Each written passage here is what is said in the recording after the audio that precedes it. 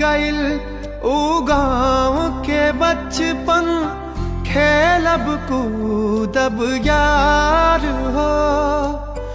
बांस के बैट से मैच खेलब मार पीट के बाद हो।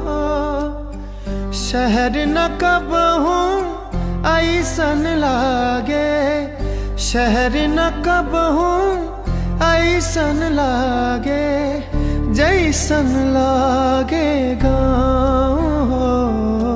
याद खूब आवे हमका खेत के डगरिया, याद खूब आवे हमका खेत के डगरिया।